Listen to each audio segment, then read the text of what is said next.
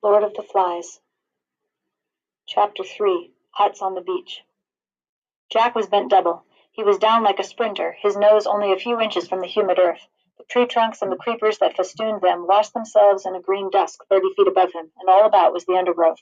There was only the faintest indication of a trail here, a cracked twig and what might be the impression of one side of a hoof. He lowered his chin and stared at the traces as though he would force them to speak to him. Then, dog-like, uncomfortably on all fours, yet unheeding his discomfort, he stole forward 5 yards and stopped. Here was loop of creeper with a tendril pendant from a node. The tendril was polished on the underside. Pigs, passing through the loop, brushed it with their bristly hide. Jack crouched with his face a few inches away from this clue, then stared forward into the semi-darkness of the undergrowth.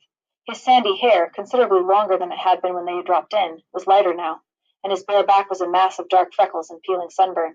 A sharpened stick about 5 feet long trailed from his right hand, and except for a pair of tattered shorts held up by his knife belt, he was naked. He closed his eyes, raised his head, and breathed in gently with flared nostrils, assessing the current of warm air for information. The forest and he were very still.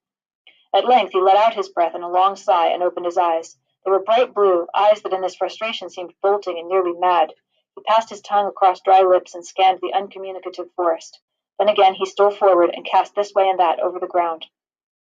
The silence of the forest was more impressive than the heat, and at this hour of the day there was not even the whine of insects.